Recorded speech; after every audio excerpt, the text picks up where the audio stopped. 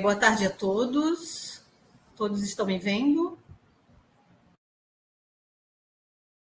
Sim, Teide, estamos te vendo. Ok. Então, gente, eu desejo uma boa tarde para todos os participantes que estão entrando aqui nessa webconferência, né? A gente está fazendo a webconferência da hanseníase, suspeição, diagnóstico, tratamento e prevenção. Nós convidamos a doutora Bárbara, que é médica, dermatologista, trabalha lá no Hospital Santa Teresa, que é a nossa referência em hanseníase. Então, essa tarde a gente vai estar falando com vocês, né, sobre a hanseníase, né? A gente não pode esquecer da hanseníase, e principalmente agora onde a gente comemora, né, o Janeiro Roxo. Hoje é o último dia do mês de janeiro, mas a gente pode fazer ações para comemorar ou falar da hanseníase em qualquer tempo, né, durante todo o ano. Então, essa é uma ação alusiva ao mês de conscientização sobre a doença, que é o Janeiro Roxo, e Dia Mundial e Nacional de Combate e Prevenção da Hanseníase. Então, esse dia é comemorado sempre no último domingo do mês de janeiro. Esse ano caiu aqui, né, nesse último domingo, dia 28. Então, a webconferência ela tem como objetivo sensibilizar os profissionais da saúde para o diagnóstico precoce da hanseníase, abordando os aspectos epidemiológicos, né, da doença, né, a nossa situação de saúde, os aspectos clínicos do tratamento, as medidas de prevenção e controle da doença. E também a gente tem como objetivo estar incentivando os profissionais de saúde a promover as atividades de educação em saúde, né, ajudando aí na divulgação da doença para toda a comunidade.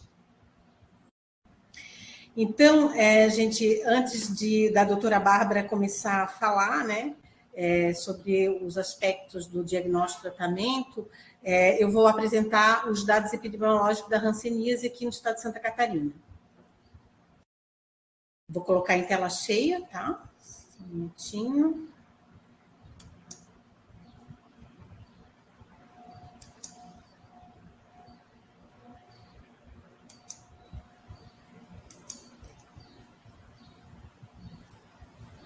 Tá muito pequeno, gente? Eu estou vendo a apresentação cortada. Ô, Teide. Oi. Volta. Então, tá, gente. Então, vou falar da situação epidemiológica, primeiro começando no Brasil, né? Falando da taxa de detecção de casos novos na população geral e nos menores de 15 anos, né? Então, a hanseníase ela é uma doença de notificação compulsória, né? Em todo o território nacional. Então, todos os casos que são diagnosticados, eles devem ser reportados ao sistema de informação de agravos, que é o nosso SINAM.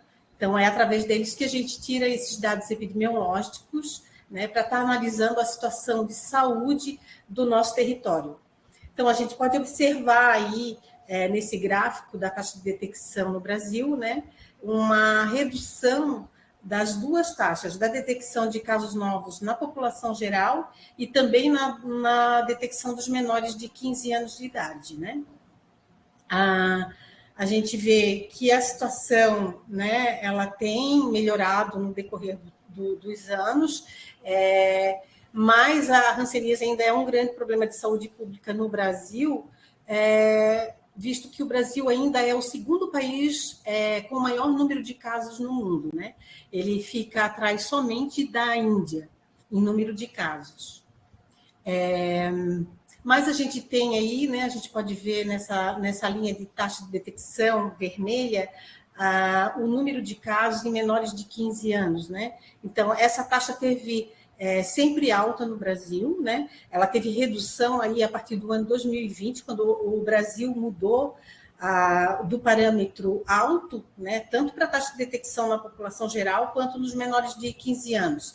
Essa taxa que era alta passou para a média endemicidade. E a gente sabe que isso aconteceu devido à pandemia da Covid-19, quando as pessoas deixaram de procurar o sistema de saúde, então a gente também passou a ter menos diagnóstico da doença. E a gente agora pode observar que no ano de 2022 já há um leve crescimento, né, do número de casos da hanseníase, e a taxa de detecção ela começa a aumentar. Então, segundo os dados do Ministério da Saúde, em 2022, foram registrados 19.635 casos novos da doença no país, sendo que 836 casos foram registrados em crianças, né? Então, um número alto ainda de casos novos em crianças, o que mostra que a gente não tem a doença sob controle, né? Porque casos em criança significa que a gente ainda tem pacientes sem tratamento, né, transmitindo a doença no local onde essas crianças vivem, né? Então, quando a gente vê a taxa de detecção do Brasil no ano de 2022, né, a gente observa aí que praticamente a metade dos estados eles têm taxas consideradas altas, né, estão no parâmetro alto e até hiperendêmico, como é o caso do estado do Mato Grosso, Tocantins, né, Maranhão, Rondônia, Piauí, Pernambuco, tudo com endemicidade muito alta para a doença. Mas a gente tem também os estados aqui do sul, né, principalmente Santa Catarina e o Rio Grande do Sul, com as menores taxas de detecção no ano. O Rio Grande do Sul ficou com baixa endemicidade e Santa Catarina, Paraná, média endemicidade para a doença. Então, quando a gente pega aqui esse mapa, a gente pode ver que a concentração maior de casos de hanseníase no Brasil, ela fica, os casos estão mais situados ali, né, 45% na região nordeste do país, né, nos estados da região nordeste. Logo após a região nordeste, a gente tem a maior concentração de casos no centro-oeste, né, com quase 20% da concentração dos casos, e região norte, 16% dos casos. E aí a gente tem a região sudeste e região sul com a menor concentração de casos. A região sul, então, com 3,3% dos casos que foram notificados no ano 2022. Né? Isso demonstra para a gente que a doença tem relação, né, com as condições de vida da população, né, onde a gente tem o IDH, né, um índice de desenvolvimento econômico e social melhor, a gente tem menos casos da doença.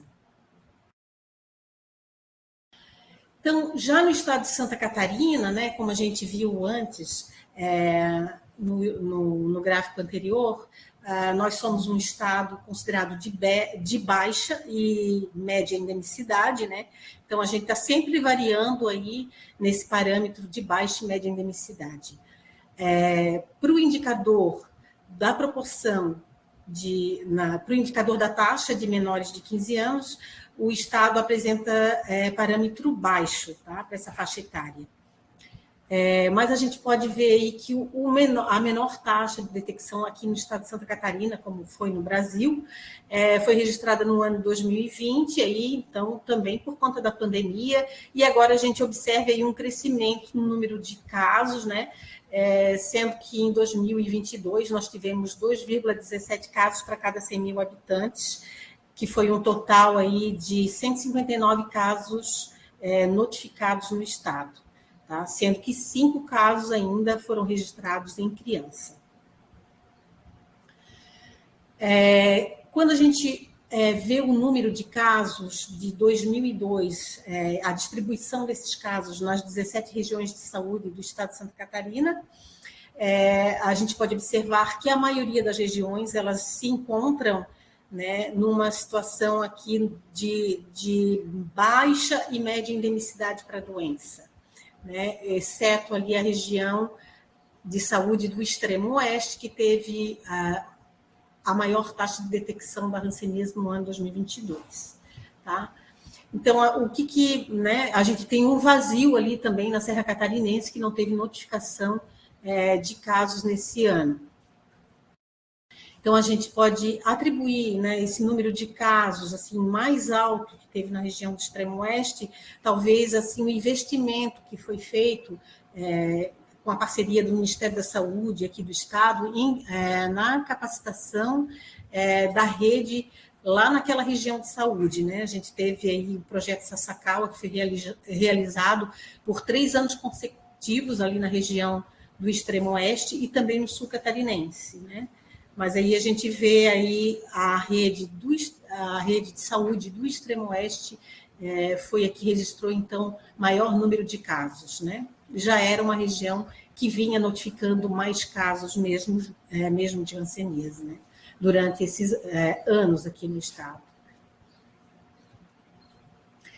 E a distribuição, então, da taxa de detecção pelos municípios de Santa Catarina, a gente observa diferentes cenários epidemiológicos, né? Mas um grande vazio, né?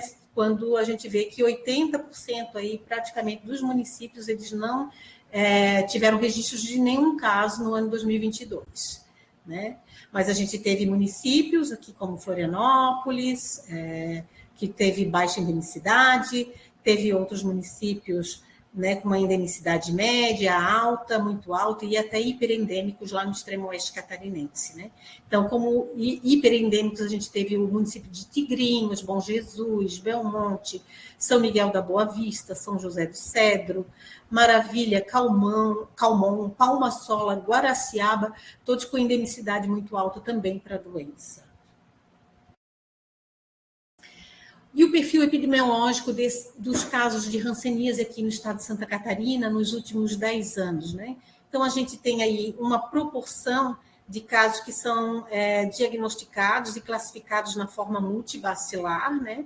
Que é a forma contagiante da doença, que transmite, e o paciente fica mais tempo em tratamento, né? Ele faz o tratamento em até 12 meses, até podendo chegar a 18 meses de tratamento. Então, é um paciente que fica mais tempo no serviço, né?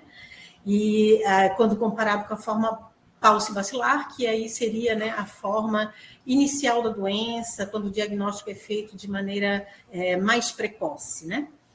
Então, a gente tem sempre mais aqui no estado casos notificados já com a doença mais avançada. A proporção de casos novos por sexo, a gente vê que a população masculina ela é mais afetada pela doença, né, em todo o período analisado. Quando a gente vê o modo de detecção dos casos novos, né, como que esse caso entrou no serviço de saúde? Então, a maioria dos casos, eles entram no serviço por encaminhamento, né, que é quando algum outro serviço da rede pública ou privada suspeitou do caso de hanseníase e encaminhou, né, para um serviço que tem um profissional que atenda o programa lá da hanseníase, né, das doenças infecciosas, encaminha esse caso e esse caso é diagnosticado. A gente tem também, em seguida, a demanda espontânea, né, que é quando o paciente entra no serviço porque ele procura o serviço, né? Então, se a gente quiser fazer diagnóstico precoce, é importante a gente também aumentar a detecção ativa, que é quando o serviço vai buscar o paciente, né? Que é, então, realizar o exame de todos os contatos e fazer o exame na coletividade, né? Com ações de busca ativa na coletividade. Então, essa proporção a gente deve aumentar, né? Para que a gente tenha aí um diagnóstico mais precoce dos casos. Quando a gente vê a proporção de casos por faixa etária, né, nos últimos 10 anos, a maior proporção de casos que foi diagnosticado com a doença estavam na faixa etária de 50 a 64 anos, né? 32% dos casos estavam nessa faixa etária, seguida pela faixa etária de 35 a 49, depois pela de 20 a 34. E aí a gente observa que a população economicamente ativa é a que é mais afetada pela doença. Um indicador importante da hanseníase no estado de Santa Catarina, né, para nós, é a proporção de casos novos de hanseníase com um grau de capacidade física avaliado no diagnóstico e a proporção de casos que apresentam grau 1 e grau 2 de incapacidade, né? Esses casos que são avaliados. Então, a hanseníase é uma doença que é incapacitante, né? Então, é muito importante que o paciente seja avaliado para o grau de incapacidade física, né? Até para que ele, toda vez que ele apresente, né, durante o acompanhamento, se ele tiver alguma reação ansênica, ele deve ser avaliado também para o grau de incapacidade física, porque essa reação pode desencadear uma incapacidade nesse paciente. Tá? Então, a gente observa que durante todo esse período, né, o indicador de avaliação do grau de incapacidade, ele teve uma redução, né, os municípios que notificaram casos, né, então, tem apresentado uma piora na qualidade desse serviço, né, a gente observa aí uma redução de 94% de avaliação de incapacidade em 2013, caindo para 88,7% em 2022, né, o último ano da avaliação. Sendo que, né, desses 88,7% de pacientes que foram avaliados, 35% já apresentaram algum comprometimento da hanseníase, né, o grau 1, né, que pode ser revertida essa condição do paciente, se ele for acompanhado, se fizer fisioterapia, né, é um paciente que requer um cuidado para que essa dificuldade não evolua, né, aí para um grau de incapacidade 2. E quando a gente vê a linha ali, né, da incapacidade física grau 2, a gente observa que o Estado teve no parâmetro que é considerado alto para esse indicador, né? Em todo o período analisado, o Estado de Santa Catarina apresenta mais que 10% dos casos já com grau de incapacidade física no diagnóstico, grau 2, né? Que são incapacidades irreversíveis. Então, esse gráfico anterior, ele me mostra a importância da gente avaliar os contatos dos casos de hanseníase, né? Porque as pessoas que correm o maior risco de apresentar a doença, né, no futuro, são essas pessoas, são os contatos que conviveram de forma íntima e prolongada com o caso de hanseníase. Principalmente aquele caso lá com grau 2 de incapacidade, que teve um diagnóstico demorado, né, levou muito tempo para ser diagnosticado. Então, quer dizer que ele estava doente ali no domicílio e transmitindo a doença, né? Então, aí é importante chamar todos os contatos desse paciente para que eles sejam avaliados e que no futuro eles também não venham apresentar essas incapacidades físicas. Além do que, também, quando a gente pega um caso de hanseníase, a gente não sabe se aquele caso foi o caso índice, né? Então, pode ser que a minha fonte de contato seja o pai daquele paciente, o vô, a avó, né? A gente tem que procurar, entre as pessoas que conviveram com o paciente, né? Quem é esse caso fonte, evitar que essas pessoas também venham a desenvolver a doença se elas não eram o caso fonte, né? Então, nesse indicador aqui, o Estado apresenta sempre parâmetro regular, né? Com uma avaliação entre 75% a 89,9% de contatos avaliados. A hanseníase tem um indicador importante, que é a proporção de cura dos casos novos que foram diagnosticados nos anos de corte, né? Então, a hanseníase ela é uma doença que tem um tratamento que é demorado, né? O paciente pode fazer o tratamento multivacilar em até praticamente 2 anos, né? 18 meses, de 12 a 18 meses, o Pulse de 6 a 9 meses de tratamento. Então, por isso que a gente avalia a cura dos anos de corte, né? Então, essa cura que eu tenho aqui do ano 2022 é a cura dos multivacilares que entraram no ano 2020 e do Pulse que entrou no ano 2021, né? Para ele ter esse tempo de fazer o tratamento e ganhar alta por cura. Então, a gente observa aí que o resultado do indicador da cura no estado está caindo, né?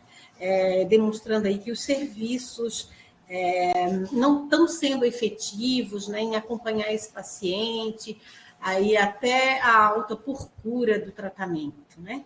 Em compensação, a gente vê aí também a proporção de abandono dos casos, embora seja baixa aqui no estado, ela tem aumentado aí a partir do ano de 2019, né? A gente vê aí um aumento na proporção do abandono dos casos de hanseníase. Então, gente, eu termino a minha apresentação aqui, deixando para vocês o nosso endereço na internet, na página da DIV, né? Lá vocês vão encontrar a página da hanseníase com publicações que são importantes para os serviços de saúde, principalmente as diretrizes da vigilância, né? Para atenção e eliminação da hanseníase, que é a nossa portaria, que deve estar na mesa de todo profissional de saúde que atende o portador da hanseníase. Tivemos a publicação das novas diretrizes terapêuticas da hanseníase, né, o nosso protocolo clínico, que foi divulgado, né, disponibilizado no ano de 2022. E também temos o nosso Plano Estadual de Ações Estratégicas de Vigilância, Controle e Prevenção da Hanseníase no estado de Santa Catarina. Esse plano estadual ele tem ações que os municípios podem estar trabalhando, né, de acordo com as suas diferentes realidades epidemiológicas. Como a gente viu aí na apresentação, a gente tem diferentes cenários, né, municípios silenciosos, municípios hiperendêmicos. Então, o que o profissional pode estar fazendo para reduzir a carga da hanseníase no seu município, né? Ou fazendo a detecção precoce, né? Então, ali também está a imagem do nosso boletim Barriga Verde, né, edição de 2024, que traz informações epidemiológicas dos casos de hanseníase que foram diagnosticados nos últimos anos aqui no estado, os anos de 2013 até o ano 2022, que é o ano fechado. Deixo aqui o nosso e-mail, né, os nossos e-mails e também o nosso telefone. E também peço que vocês continuem assistindo agora, né, a apresentação da doutora Bárbara, e qualquer dúvida que vocês tenham no decorrer da apresentação, é só estar colocando ali no chat, tá bom? Muito obrigada.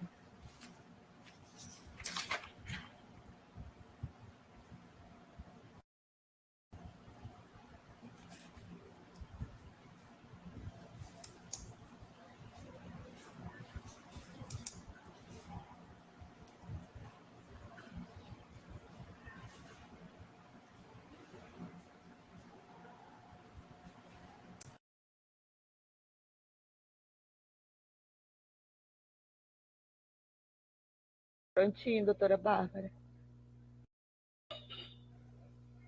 Parou de funcionar teu microfone. Não, eu estou em outra aqui.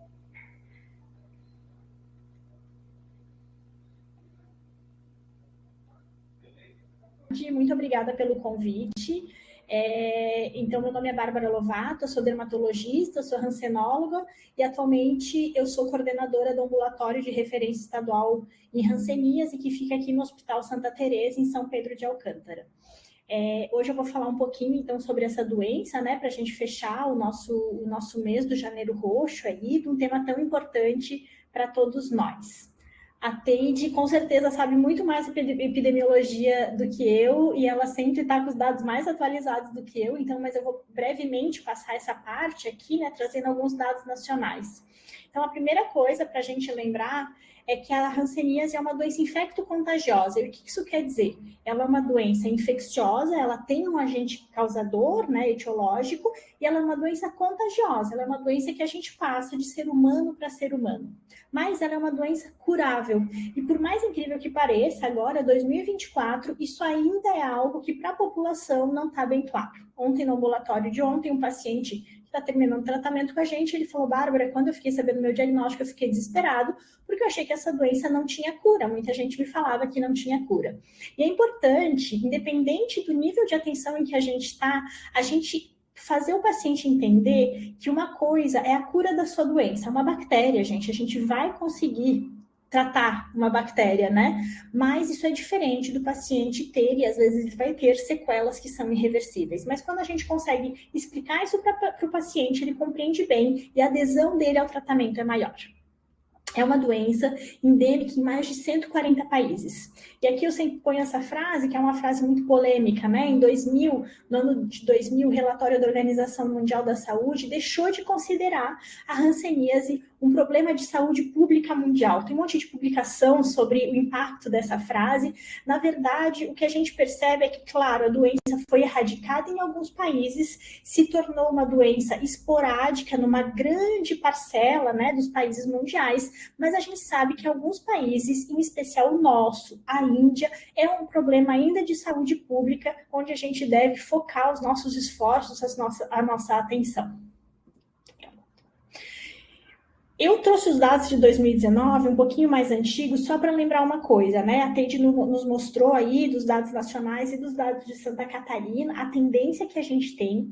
Realmente, a gente tem uma tendência de queda no diagnóstico, né? E provavelmente isso significa, na maior parte das vezes, uma tendência de queda na incidência da doença. Porém, a gente sabe também que a gente teve aí o impacto da pandemia, tanto que a gente está vendo, né, Teide, um novo crescimento aí dos diagnósticos nos últimos 2 anos, mais ou menos. Mas eu trago esses dados de 2019, pré-pandemia, para chamar atenção numa questão. Em 2019, a gente teve cerca de 200 mil casos novos diagnosticados ao redor do mundo. Desses, 27 mil novos casos, ou seja, cerca de 13%, quase 15%, foram diagnosticados no Brasil.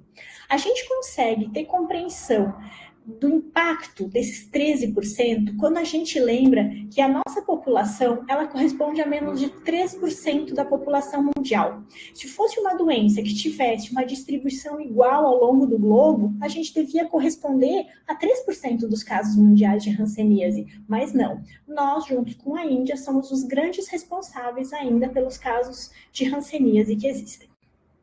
Aqui a gente tem os dados um pouquinho mais recentes, né? Aí a gente considera, esse aqui é de 2021, mas mais ou menos atualmente aí um diagnóstico entre 18 a 20 mil novos casos por ano no Brasil. Quando a gente compara os nossos dados brutos com os dados indianos, a gente fica achando que a gente está super bem. Porque, claro, a gente teve aí 18 mil novos casos, a Índia teve 75 mil novos casos. Porém, isso é taxa bruta. E a Índia é um país continental, muito maior do que o nosso.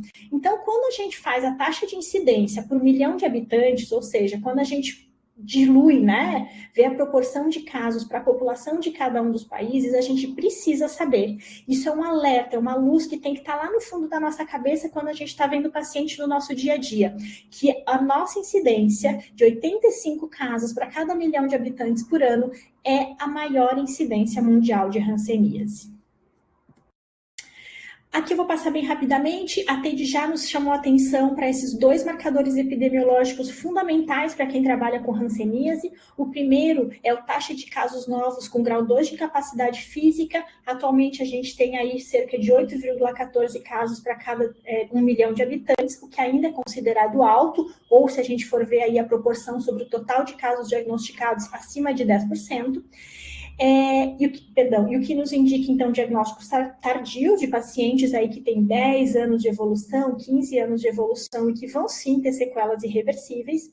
E esse outro indicador, que é a taxa de detecção em menores de 15 anos. Eu acho que essa é uma taxa bastante fidedigna, a gente vê realmente que ela está tendo queda, né, nas séries temporais. Se a gente pegar os últimos 30 anos, realmente a gente tem uma queda importante. Na nossa prática clínica a gente percebe isso, mas a gente ainda tem sim diagnóstico em menores de 15 anos, o que nos indica que existem pacientes não diagnosticados dentro das casas e que estão transmitindo a doença.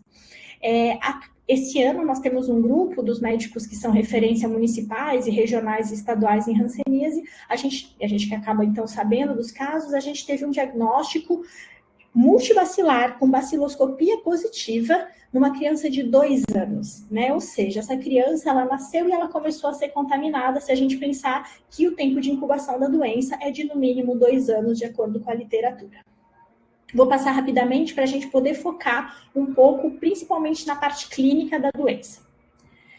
Em relação à etiologia, a gente sabe atualmente que a doença é causada pelo complexo Mycobacterium leprae, porque além do M-leprae, que é o primeiro patógeno descrito, a gente tem aí há mais ou menos 20 anos a descrição do Mycobacterium lepromatosis. Ele foi descrito inicialmente na área do México, a gente acreditava que ele teria, então, uma maior agressividade, muito associado, né, a doenças multibacilares graves.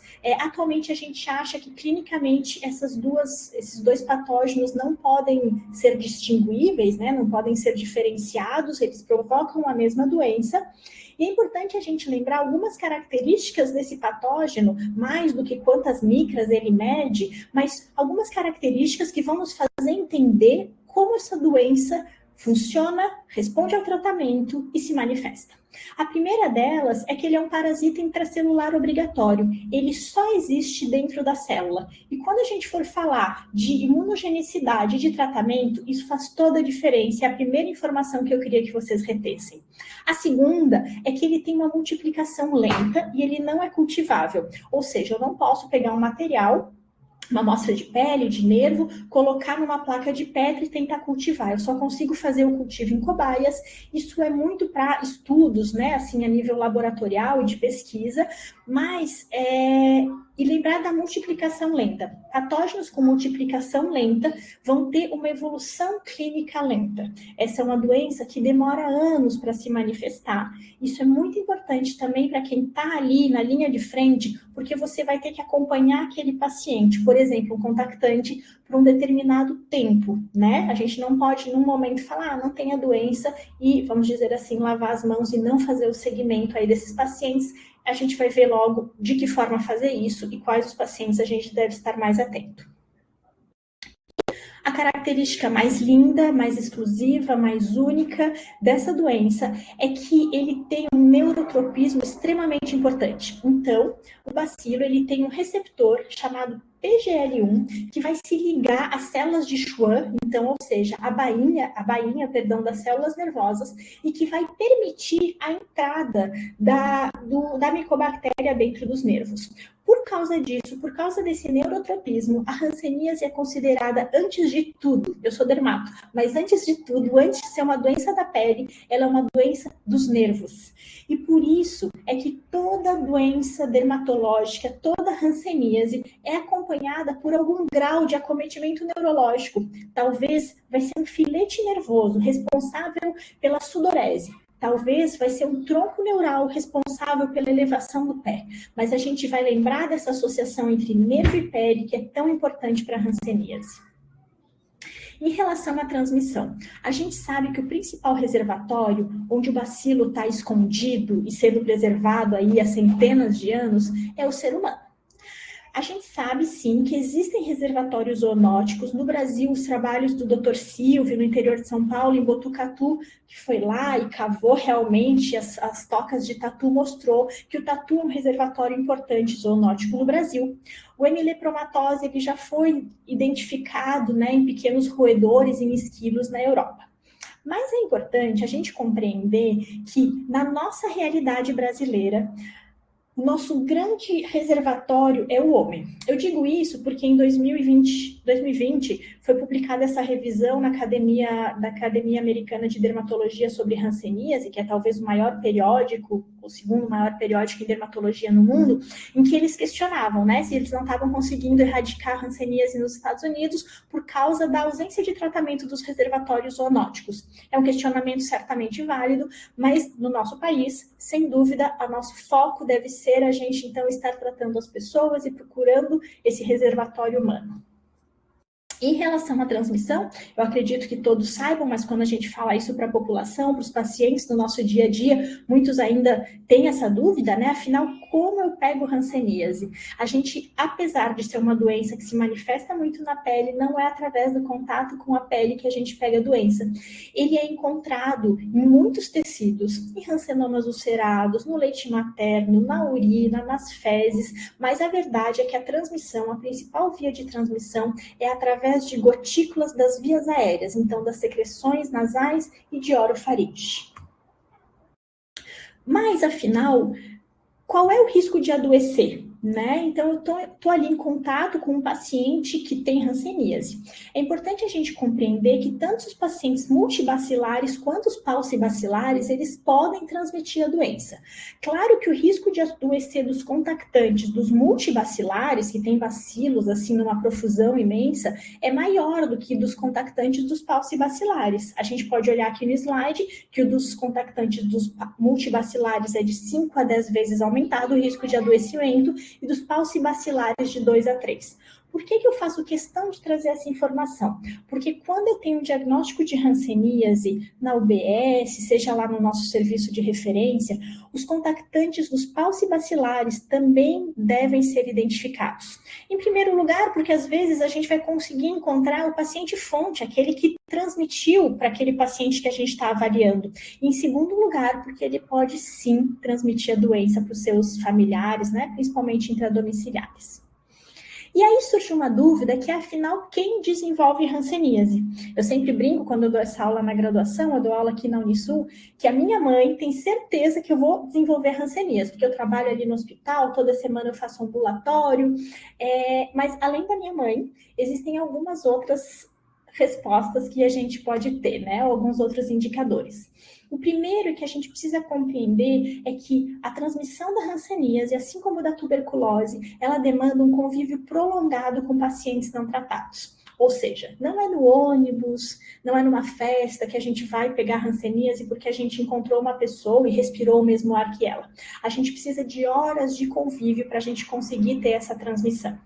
Além disso, como a Teide comentou, existe uma questão socioeconômica, não é à toa que o Brasil, a Índia, né, são os países onde a gente tem a maior incidência de casos, e aqui a gente traz os dados, esse aqui é do boletim de 2021, cerca de 60% dos pacientes com diagnóstico de hanseníase, vamos falar assim no Brasil como um todo, eles têm até o ensino médio, até o ensino fundamental incompleto. E não é porque o diploma, né, quando a gente vai para a faculdade ou acaba o segundo grau, o diploma da pós-graduação vai nos dar imunidade para a hanseníase. O fato é que a alfabetização, a escolarização, ela reflete uma estrutura domiciliar que muitas vezes é o fator de risco, na verdade. Então, quando eu falo dessa população que mora em casas com menos cômodos, onde a gente tem mais pessoas dividindo o mesmo quarto, esse sim é o fator de risco. A escolaridade é o reflexo disso que a gente consegue mesurar como um parâmetro epidemiológico. Além disso, a gente sabe que existem algumas faixas etárias e que, se a gente entrar em contato com pacientes hansênicos nessas faixas etárias, o nosso risco de adoecimento é maior, então entre os 5 e 10 anos e acima dos 30 anos. As imunodepressões e as imunodeficiências, isso é uma revolução dentro da dermatologia, dentro da hanseníase, assim, nos últimos 20 anos, a gente sabe que aumentam o risco e também alteram as manifestações clínicas e a resposta à doença. Ontem eu estava conversando com o Bruno, que é um infectologista que também trabalha com hanseníase na região de Caçador, e ele é infecto, e eu falei, olha, eu estou com muito desafio com pacientes que são co-infectados, né, HIV e hanseníase. A gente sabe que pacientes imunossupressos, seja por quimioterapia, por anti-TNF, drogas imunossupressoras, vão ter respostas diferentes em relação à hanseníase. Mas além disso tudo, existe uma questão que é central, que é chamada susceptibilidade genética. Nós sabemos que 90 a 95% da população mundial é naturalmente resistente à bactéria da hanseníase. Acredita-se que isso tenha uma causa histórica. Quando a gente pega o DNA, que na verdade é um DNA extremamente curto, que traduz pouco, né, que faz pouca transcrição, mas quando a gente pega o DNA do Mycobacterium leprae, ele é muito similar ao da Mycobacteria, também é uma Mycobacteria da tuberculose. E o que se acredita é que quando, mais ou menos no século XVIII, XIX, a gente teve as grandes epidemias de tuberculose, a gente não tinha antibiótico, os pacientes faleciam de antibiótico, a gente teve aí muitas pessoas que faleceram nessa época de tuberculose, a gente acredita que o que houve ali foi uma seleção. As pessoas que sobreviveram às grandes epidemias de tuberculose eram aquelas que naturalmente tinham uma imunidade, tinham uma resistência natural à tuberculose. E por causa disso, de uma forma cruzada, elas também têm uma resistência a hanseníase. É por isso que eu brinco que todos nós que estamos aqui, ou pelo menos 90% dos que estão aqui assistindo hoje essa aula, são descendentes de pessoas que sobreviveram à tuberculose, que eram naturalmente resistentes à tuberculose, e por isso somos naturalmente, a maior parte de nós, somos naturalmente resistentes à hanseníase. Em relação à classificação, a classificação da hanseníase pode parecer uma coisa meio chata, mas ela é importante para a gente conseguir entender as manifestações clínicas, que são múltiplas, como a gente vai ver, e para a gente definir o tratamento desses pacientes. A gente tem basicamente 2 sistemas classificatórios. O primeiro, que é o operacional da Organização Mundial da Saúde, e o segundo, que é o sistema de Madrid ou de Ridley-Joplin, e eu vou falar um pouquinho dos dois a seguir. De acordo com a Organização Mundial da Saúde, a gente define um caso de hanseníase em um paciente que apresenta uma ou mais das 3 características seguintes: lesões de pele com alteração de sensibilidade e ou acometimento de nervos com espessamento neural e ou baciloscopia positiva. Esse ou, ele tem que estar muito forte na nossa cabeça, porque o paciente não precisa ter as 3 características. Olhem que interessante. Se por acaso ele reúne os 3 achados, né, ele tem uma sensibilidade, uma especificidade para o diagnóstico da hanseníase acima de 90%.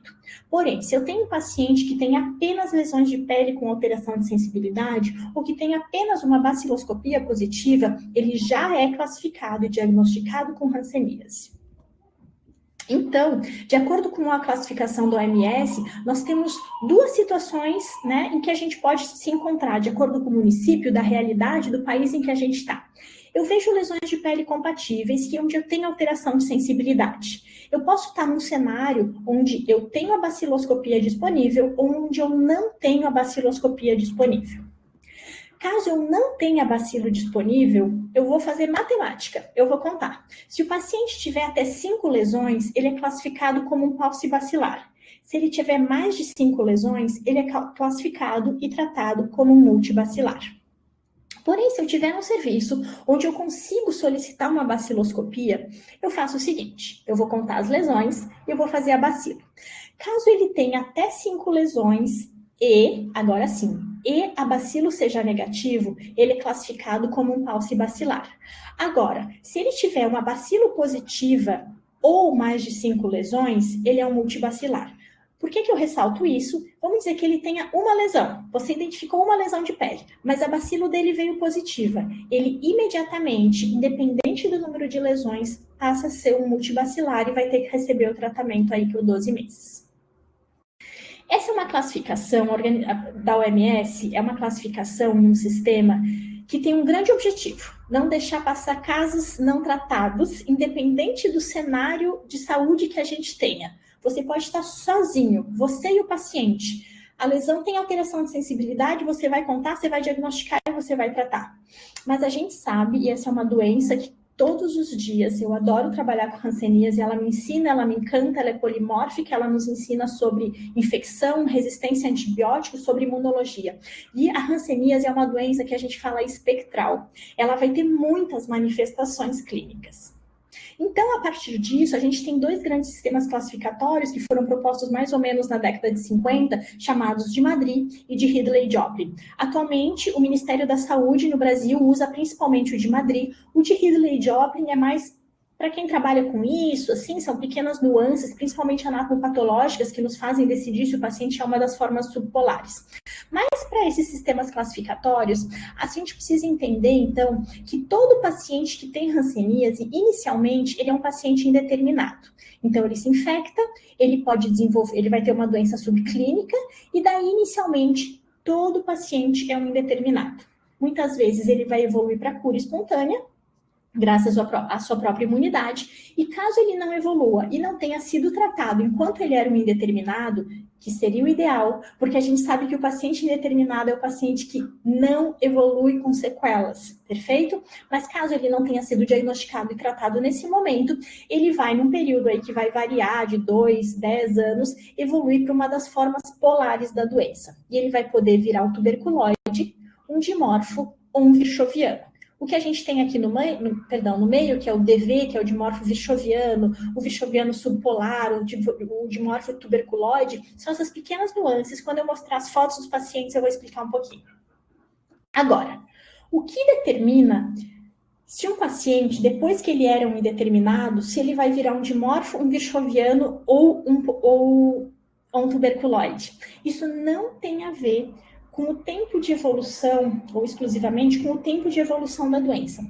Isso tem a ver com a imunidade adaptativa. Todos nós temos ali no nosso DNA escrito se a gente vai ser um paciente com uma tendência a fazer uma resposta de imunidade adaptativa mais para o polo celular, do tipo TH1, onde eu vou produzir interferon gama, eu vou produzir interleucina 2, ou uma resposta humoral, né, do tipo TH2, onde eu produzo interleucina 4, 5, 10, uma série de anticorpos. Basicamente, está escrito na minha genética se eu vou ser um paciente que eu organizo mais resposta celular TH1 ou mais resposta humoral do tipo TH2.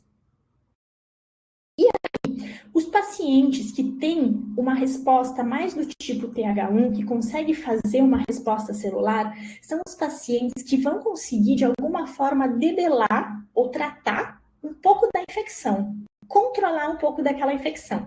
Por quê? Vocês lembram lá no início que eu comentei que o bacilo, ele é um bacilo que ele é um parasita intracelular obrigatório, ele está escondido lá dentro da nossa célula, do nosso macrófago, da nossa célula de Schwann, enfim, da célula nervosa. Como ele está escondido lá dentro, eu preciso fazer a lise celular, eu preciso destruir aquela célula e eu consigo fazer isso através de resposta celular para eu conseguir debelar o bacilo. Então, pacientes do polo TH1 são aqueles que vão destruir bacilos e vão ser o polo tuberculoide, que são, inclusive, os paucibacilares.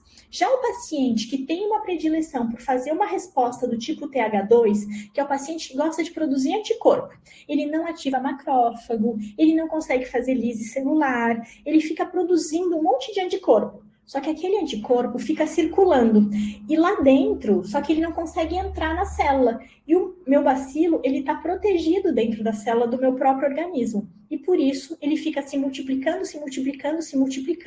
e ele é o polo virchoviano, e esse é o paciente multibacilar.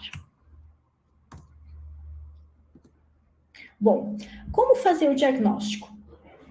A primeira coisa para fazer o diagnóstico de hanseníase, e se eu pudesse fazer só uma coisa com essa aula de hoje, seria deixar essa mensagem, seria a gente ter um alto índice de suspeição em países ou em regiões endêmicas, né?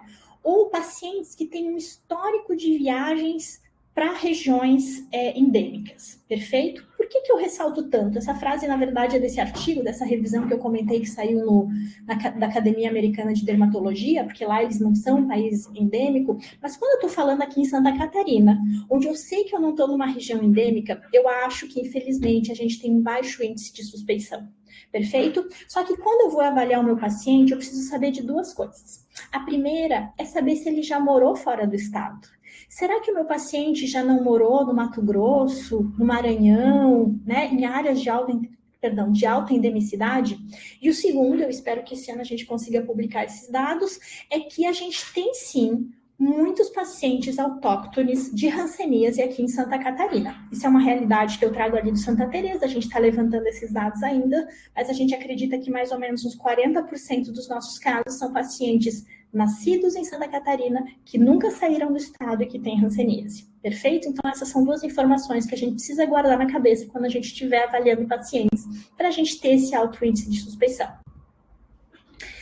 E fica a dúvida, né? Afinal, eu preciso de exames para fazer o diagnóstico de hanseníase, e que exames são esses? Bom, o diagnóstico da hanseníase é clínico. Lembre, a Organização Mundial da Saúde nos diz, se você tiver uma lesão de pele com alteração de sensibilidade, você já tem o diagnóstico de hanseníase. Mas as ferramentas diagnósticas nos ajudam.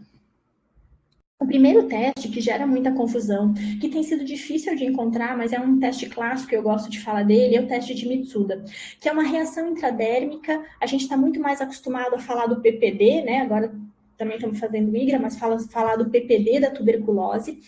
É parecido, a gente vai pegar um preparado, né, de bacilos e a gente vai, então, depositar eles uma pequena punctura embaixo da pele. Só que ao contrário do PPD, que eu leio em 72 horas, 96 horas, o teste de Mitsuda, ele tem uma leitura tardia, porque ele avalia a capacidade do paciente de organizar uma resposta celular específica contra o bacilo da hanseníase. Então, eu leio ele depois de 28 dias. E olhem que interessante, isso é muito importante. Esse não é um teste diagnóstico. Esse é um teste que me diz se eu sou um paciente do polo TH1 ou do polo TH2. Me diz se um dia eu entrar em contato com a hanseníase, se eu vou evoluir para uma forma tuberculoide ou para uma forma virchoviana. Portanto, ele não é um teste diagnóstico, ele é um teste prognóstico. O segundo exame, que é extremamente útil e que na prática a gente pode em qualquer local fazer, às vezes de forma adaptada, mas a gente pode fazer, são as provas da histamina e da pilocarpina. A gente sabe que uma das alterações neurológicas mais precoces que a hanseníase causa é a alteração das fibras do sistema nervoso autonômico. E por isso nós temos alteração de sensibilidade e alteração na resposta a histamina, já vou entrar em detalhes, nas lesões de hanseníase. Então, a gente tem duas formas de fazer esses testes. O teste da pilocarpina, a gente pode, então, pegar a pilocarpina, fazer a puntura dentro e fora da lesão suspeita de hanseníase. As lesões de hanseníase, elas não suam, e a pilocarpina, ela estimula a sudorese. Então, o que acontece quando eu faço o teste da pilocarpina, onde eu tenho a lesão suspeita, não há sudorese, e na pele adjacente, que é normal, há sudorese. Embora nem todo mundo tenha acesso à pilocarpina, a gente tem outras formas de fazer isso. A gente pode fazer o paciente, né? A gente pode fazer o teste do iodo polvidine, onde a gente vai, então, pintar o paciente com iodo e colocar polvidine, e colocar maizena, e a gente vai conseguir ver se o paciente tem áreas de anidrose, mas muitas vezes o paciente vai nos contar. A gente tem que acreditar muito nos pacientes, vai nos falar, nossa, onde eu tenho essa mancha é esquisito, porque eu vou trabalhar e ela não sua. Todo o resto da minha pele sua, e ali parece que não sua. Se a gente não sabe que a hanseníase causa essa alteração da sudorese, a gente até duvida, né? Mas isso é verdade. Já o teste da histamina, o que acontece? Quando a gente faz a puntura com histamina da pele normal, a gente vai ter a tripla reação de Lewis, né? E a gente vai ter a vasodilatação, o eritema reflexo secundário e a formação de uma pápula. E no caso dos pacientes com hanseníase, por causa de uma disfunção realmente autonômica, a gente não tem o eritema reflexo secundário. Então aqui vocês podem ver que na área B, que é a área onde a gente tem esse eritema, isso aqui é a área normal, é a pele sã. E já aqui, onde a pele, na área A, que é onde a pele parece mais bonitinha, a gente tem a formação da pápula, né? Mas a gente não tem o eritema reflexo secundário. A gente faz isso, então, idealmente, com a histamina, se a gente tiver, fazer uma pequena puntura com a histamina dentro e fora da lesão suspeita. Existe uma outra forma, que não é assim tão sensível, claro, mas onde eu pego uma ponta romba, por exemplo, uma ponta de uma caneta, da tampa de uma caneta Bic, tem até uma aqui, e eu vou fazer, então, um dermografismo. Eu vou passar a minha caneta dentro e fora da lesão, e eu vou perceber se eu tenho a ausência do eritema reflexo secundário na minha lesão, ok? São pequenas dicas que a gente consegue aí adaptar no nosso dia a dia. O terceiro exame do qual eu queria falar é a baciloscopia de extremidades, a baciloscopia do raspado dérmico. Então, a gente vai fazer aí, principalmente, atualmente a gente faz nas orelhas, nos cotovelos, ou então nas orelhas, um cotovelo e na lesão, se a gente tiver lesão. A gente faz uma isquemia, né? Pode ser com a pinça ou com o dedo, às vezes a gente faz com uma pequena pinça, para a gente não ter sangue naquela amostra, faz um pequeno corte na pele do paciente, como a gente pode ver aqui na pele, e a gente vai fazer o raspado da linfa. A gente vai colocar isso no microscópio, na verdade vai enviar para o LACEN ou para o nosso laboratório de referência, e a gente vai ver se a gente consegue enxergar bacilos naquele material. Por que a gente faz a baciloscopia das extremidades? Porque o bacilo da hanseníase, ele tem uma característica que é que a temperatura de predileção, a temperatura ideal para a sua reprodução é na faixa dos 33 graus. Por isso, ao contrário da escabiose, que procura área quente, o bacilo da hanseníase, ele procura extremidade, ele procura área fria. Então, ele procura lóbulo de orelha, cotovelo, ele procura nádega, e é por isso que a gente faz ali, porque é o local com a maior probabilidade da gente encontrar. Esse é um exame extremamente específico, ou seja, quando eu encontro o bacilo, principalmente em globia aqui, porque ele é o único bacilo que faz globias, eu tenho certeza que é hanseníase.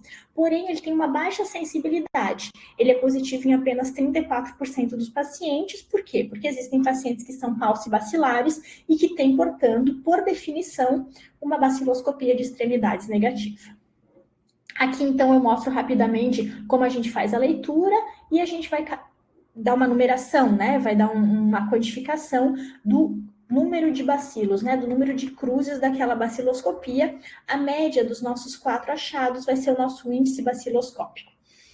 Um parêntese, a Tete sabe que eu sempre falo isso, assim, quando eu tô dando as aulas, que é assim, não é um teste obrigatório, não é um teste que, caso negativo, exclua a hanseníase. Mas quem estiver em um serviço que tenha disponibilidade de fazer, a gente agradece muito. Por quê? Porque a gente sabe que a baciloscopia, ela cai com o tratamento. Existem, né, o que é esperado, ele vai cair mais ou menos uma cruz depois de um ano, depois 0,75 por ano. Então, quando o paciente complica, às vezes, lá na frente, eu fico na dúvida, respondeu, não respondeu, aderiu, não aderiu, tem resistência, não tem resistência.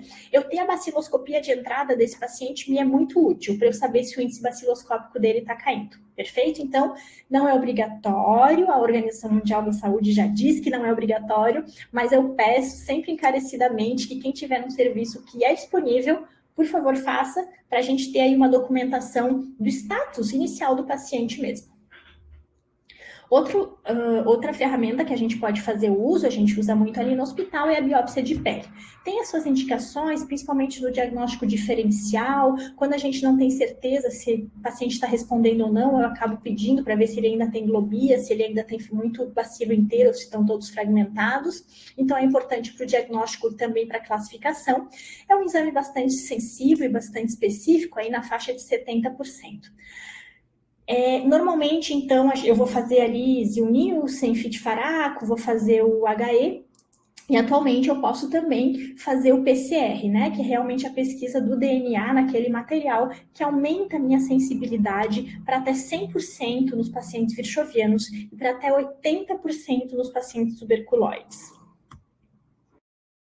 Lembrar que a biópsia de pele, caso alguém esteja num serviço que possa fazer, ela deve ser sempre feita da borda de lesões ativas ou mais recentes, para a gente ter uma chance maior aí de encontrar o bacilo.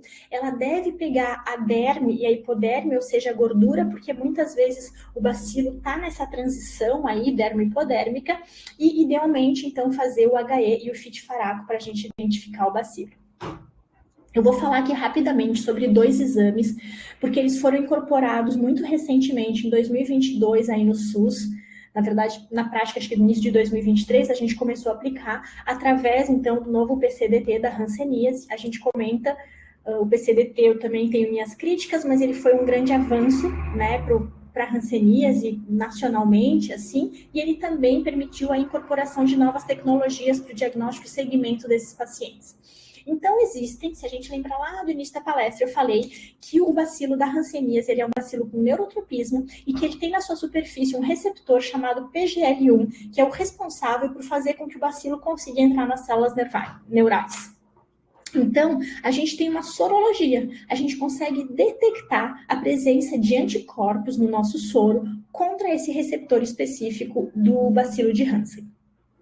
Existem várias técnicas para a gente detectar, então, esse anticorpo. Só que o que é importante, e quando eu vou fazer, às vezes eu faço lá no ambulatório, antes de fazer eu aviso. Eu falo assim, olha, gente, eu vou fazer o exame, só que esse exame ele é interpretado. Não quer dizer exame positivo está doente, exame negativo não está doente. Porque a gente sabe que ele pode ser positivo na infecção subclínica, mas também na infecção ativa. Então, a gente não usa ele de forma isolada para fazer diagnóstico. Ele é extremamente sensível para multibacilares. Lembram do slide lá do menino forte e do menino fraco? O paciente do polo TH2, que é o multibacilar, que é o paciente que não consegue debelar a infecção, por que ele não consegue? Porque ele só fica produzindo anticorpo. Esse é o paciente que tem, então, normalmente, a sorologia mais alta ou positiva. E por que eu falo que a gente tem que interpretar muito bem esse exame? Porque ele pode ser positivo em indivíduos saudáveis, de áreas endêmicas em especial. Então, a gente tem alguns estudos que mostram que até 28% dos contactantes de hanseníase que não têm hanseníase podem ter uma sorologia positiva, contra 9% dos controles, assim, ok? A gente pode fazer o teste qualitativo, eu já vou falar sobre o que está disponível no SUS, onde a gente vai ser só positivo ou negativo. E é interessante porque quando ele é positivo num contactante, a gente sabe que aquele contactante tem maior risco de adoecimento. Então, a gente vai ficar mais de olho nesse paciente, a gente já vai ver ali o fluxograma do PCDT. E ele também nos ajuda na classificação, porque, de forma geral, se aquele paciente tem uma sorologia positiva, significa que ele tende mais para o polo TH2, para o polo multibacilar. Por outro lado, em alguns serviços a gente consegue, principalmente serviços de referência nacional, então CREDEST, Ribeirão, a gente tem o teste, a sorologia quantitativa, onde eu consigo quantificar. E daí ele é extremamente interessante. Eu tive a sorte de fazer a minha residência médica num serviço que tinha, quando você não sabe se o paciente está respondendo ou não ao tratamento, você pede. Porque se aquela sorologia está caindo, isso significa que o tratamento está funcionando. Aqui, então, a gente tem a foto de um teste positivo e um teste negativo que a gente fez lá no hospital. O teste que foi incorporado no SUS é através da técnica ML-Flow, que é um estudo imunocromatográfico. Ele é um teste rápido, né? A gente faz de ponta de dedo dos contactantes ali no momento da consulta mesmo. E atualmente ele tem o objetivo, a incorporação dele no PCDT, ele tem o objetivo de redução de diagnósticos tardios. Então, aqui a gente pode ver o fluxograma, não se apavorem, é o fluxograma do PCDT, onde a gente tem sobre o uso, né, do teste rápido. E aqui, quando que a gente vai usar o teste rápido? Na avaliação de contactantes, se o contactante não tem hanseníase, ele vai receber a BCG dentro das características, lá pelo número de marcas, pelo status vacinal do paciente. E eu vou fazer o teste rápido. Se o teste rápido for não reagente, o paciente ele vai se cuidar em casa e ele vai voltar ao serviço de saúde caso ele note sinais e sintomas sugestivos de hanseníase. Agora, se o contactante tiver um teste rápido reagente, não significa que ele tem hanseníase, significa que ele tem um risco de adoecimento 5 a 8 vezes maior. Por isso, a gente não começa o tratamento, porque a gente não fez um diagnóstico de hanseníase, mas a gente faz com que aquele paciente retorne ao posto de saúde, ao serviço de saúde, uma vez por ano, por 5 anos, para a gente fazer uma vigilância ativa desses contactantes. Além disso, outra grande tecnologia que foi incorporada, né, pelo SUS é a detecção de PCR. Então, o PCR ficou, agora a gente entende melhor, né? Acho que até para os pacientes é bem interessante que eles já entendem que o PCR é quando a gente consegue achar o DNA, que é o código genético da bactéria, do vírus, do que quer que seja nos tecidos. Então, ele é bastante sensível, né? Uma sensibilidade aí de 99%, 100% em pacientes multibacilares e na faixa de 75%, o que é bastante alto nos pacientes paucibacilares, e ele tende a negativar com o tratamento. Mas a indicação dele, eu acho que isso deve ser assim mesmo, é para aqueles casos de dúvida diagnóstica. Então, a gente tem aqui o fluxograma do PCDT para o uso, então, do QPCR no sistema de saúde, e o que a gente vai usar é para quando a gente tem alterações clínicas e laboratoriais inconclusivas. Quando eu estou na dúvida, nos casos de hanseníase neural pura, que é um diagnóstico muito difícil de ser feito, e daí eu vou, claro, se for detectado, eu vou considerar que esse paciente, então, é infectado e eu vou tratar. A solicitação das sorologias, ela pode ser feita, então, na rede primária, nas unidades básicas de saúde, já a solicitação do PCR é uma atribuição dos serviços de referência. Falar um pouco agora, então, das manifestações clínicas, talvez a parte mais interessante dessa aula. A gente sabe que é uma doença lenta, porque é uma bactéria que se reproduz lentamente. Tem um tempo de incubação aí de 3 a 5 anos para as manifestações paucibacilares e de 9 a 12 anos quando eu falo de multibacilares. Lembrem, eu já tinha mostrado esse esquema, a primeira manifestação clínica da hanseníase é a forma indeterminada.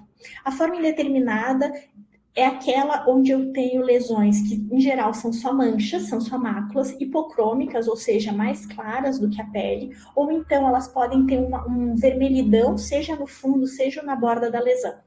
A nossa dica, porque a gente tem muitas lesões na dermatologia que podem ser hipocrômicas, A nossa grande dica é que esses pacientes, eles podem ter alteração da sensibilidade térmica. Eles podem não sentir corretamente o calor e o frio na lesão.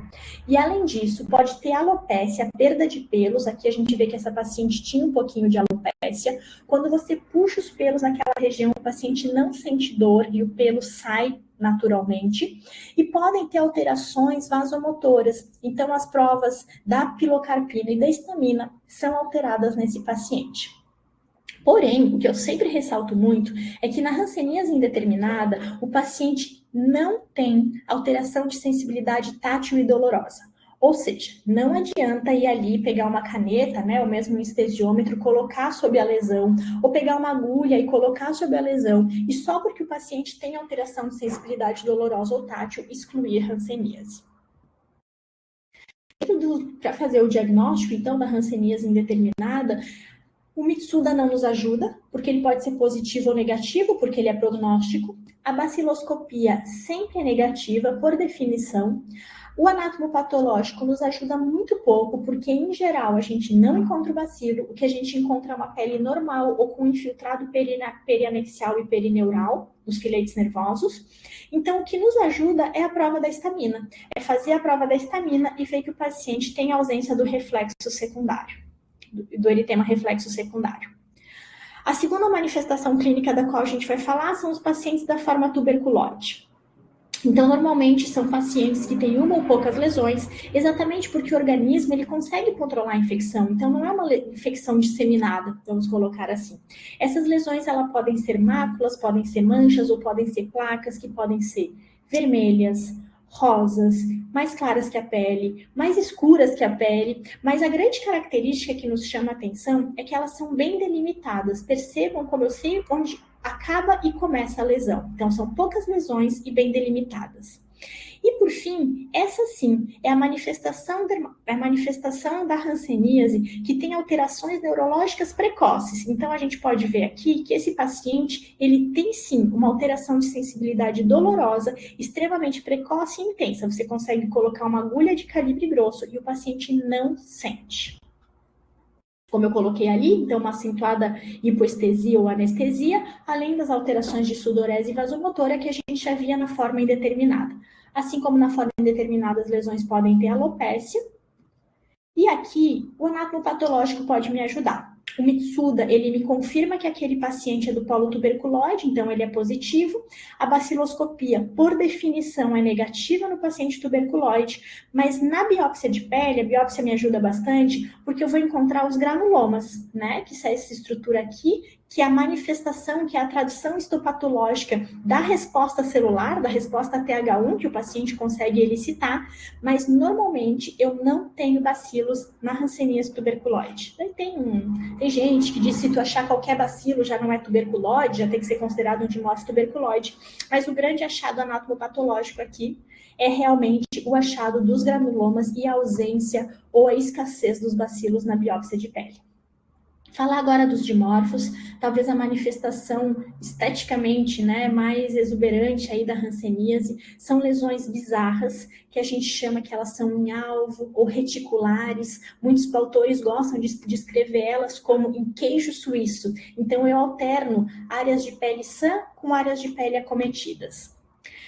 As lesões também podem ser chamadas de foveolares, né, onde eu tenho uma área central hipocrômica, deprimida, bem delimitada na parte interna e as bordas externas mal delimitadas. Eu sempre brinco, isso é verdade, que esse paciente, ele é o dimorfo, ele não é nem um polo tão TH1 como um tuberculoide, nem tão TH2 quanto um virchoviano. Então, ele mistura um pouco. O centro dele é como se fosse um tuberculoide e a periferia da lesão dele como se fosse de um virchoviano. Aqui a gente pode ver algumas das manifestações de pacientes dimorfos lá do nosso hospital. Uma dimorfo tuberculoide, uma lesão única, esse aqui é um caso bem atípico, assim, o diagnóstico foi difícil para a gente, uma lesão única numa paciente HIV, então também uma manifestação um pouco atípica, mas ela tinha muita desestesia. Quando o paciente tiver alteração de sensibilidade, desestesia, alteração de sudorese, né, a gente deve suspeitar de hanseníase nesses casos. Aqui uma lesão clássica foveolar, de um dimorfo, e aqui um paciente que, por causa da biópsia, a gente classificou ele como um dimorfo virchoviano, mas que, embora tivesse lesões aí em alvo, lesões foveolares, ele tinha elas muito mais disseminadas, e a gente acabou classificando ele como um dimorfo virchoviano. Aqui é só para explicar, então, que essa classificação do dimorfo virchoviano, dimorfo, ela também é muito anatomopatológica, e daí por isso a gente acaba pedindo a biópsia de pele para esses pacientes. E aqui, o que a gente espera nos exames do paciente dimorfo? Na biópsia de pele, ele vai ter granulomas incompletos, e daí sim, normalmente a gente encontra bacilos, olhem os bacilos aqui nessa biópsia. O teste de Mitsuda normalmente é negativo, e a baciloscopia de extremidades normalmente é positiva. E por fim, a última manifestação clínica que eu vou falar, também não quero me delongar muito para depois a gente poder conversar um pouquinho, são os virchovianos. O virchoviano é aquele paciente que é o polo TH2. Ele não tem capacidade celular de destruir o bacilo. Ele produz um monte de anticorpo que não fica fazendo nada, que fica lá circulando só para positivar a sorologia dele, mas o bacilo fica se reproduzindo e infiltrando aquele paciente. Por isso, o diagnóstico do virchoviano não é fácil, porque às vezes o paciente nem percebe que ele está sendo lentamente infectado, né, tomado pela doença. Muitas vezes o paciente tem uma infiltração difusa da pele, principalmente da face, uma infiltração dos lóbulos da orelha. Só que como esse processo ele acontece ao longo de 8, 10, 12 anos, às vezes o paciente demora para perceber que ele mudou. Então, a gente tem essa infiltração difusa ou lesões que são disseminadas. O paciente não controla a infecção, então a doença se dissemina. São muitas manchas. Elas têm limites imprecisos, elas não conseguem ter o limite exato entre onde começa e onde acaba. Essas duas primeiras fotos são de uma paciente nossa, eu acho que ela vinha de uma região endêmica, e vocês veem que as lesões são disseminadas, ela tinha nas pernas, no abdômen, nos braços, na face, e eram lesões que já não eram tão bem delimitadas como que a gente costuma ver nos pacientes tuberculoides ou dimorfos. Mas a hanseníase virchoviana, ela é danada. É como a sífilis, né? Ela é muito polimórfica. Então, pode se apresentar como essa infiltração difusa, como manchas mal delimitadas, mas também como pápulas, como nódulos, como placas. A grande dica é a disseminação das lesões. O paciente, a gente fala simétrico, mas é simétrico porque é disseminado, é nos dois braços, é nas duas pernas, é em todo o abdômen, é em toda a face. E elas podem ter qualquer cor, tá? Elas podem ser mais claras que a pele, avermelhadas, cor de ferrugem, vinhosas. Esse caso aqui, depois eu vou falar dela. Depois eu vou falar sobre uma paciente super especial para a gente lá do serviço, mas depois na parte de prevenção eu vou comentar um pouquinho o caso dela. E quando a gente ficou anos sem diagnosticar e sem tratar o paciente virchoviano, ele vai evoluir para o que a gente chama de faces leonina, né? O paciente que tem essa infiltração difusa da pele, então da face, da fronte, das orelhas, parece até que ele é mais inchado, que ele não tem tanta ruga quanto se esperaria para a idade dele, ele tem madarose, a perda das sobrancelhas, e muitas vezes ele tem alopécia. Até as minhas residentes falaram para eu mudar aqui, porque esse nosso paciente, ele não tem nada da sobrancelha, eu preciso mudar a forma de cobrir o olho dele para que a gente consiga ver bem a madarose dele. Percebam que ele tem aqui também um outro achado de diagnóstico tardio, que é a perfuração e o desabamento do septo nasal. E olhem que interessante. No caso da hanseníase virchoviana, a sensibilidade pode ser normal, ok? Então é por isso que a gente tem que ter cuidado de achar que a hanseníase só é com alteração neurológica. Aqui o diagnóstico o diagnóstico laboratorial da hanseníase virchoviana, vamos dizer assim, é fácil, porque na minha biópsia de pele eu vou ter muito bacilo, eles vão estar isolados, eles vão estar em globias, eu não tenho a formação do granuloma, né, porque o granuloma é a tradução da resposta TH1, o paciente tem um Mitsuda negativo, afinal ele é do polo TH2, então ele não consegue elicitar uma resposta celular adequada, e a baciloscopia é positiva. Em geral, os pacientes virchovianos vão ter aí um índice baciloscópico de 4 para cima, tem alguns hansenólogos mais antigos que dizem que necessariamente tem que ter uma bacila acima de 5, mas enfim, a ideia é que ele tem uma baciloscopia fortemente positiva. E para falar rapidamente do comprometimento neural, a gente precisa compreender que o comprometimento neural ele tem uma ordem. Então, inicialmente, os pacientes perdem a sensibilidade térmica, que é o que a gente vê nos pacientes de hanseníase indeterminada. Depois disso, eles perdem a sensibilidade dolorosa, que é quando a gente vê aí que a gente consegue colocar uma agulha, o paciente que se machuca, se queima, e as sequelas muitas vezes são por causa disso, e ele não percebe, ele não tem o reflexo, né? A dor é um grande protetor para o nosso organismo. E, por fim, eles perdem a sensibilidade tátil e realmente não sentem quando a gente toca nas lesões. Muitos nervos podem ser acometidos, os que a gente mais vê é o ulnar, o tibial posterior e o fibular comum.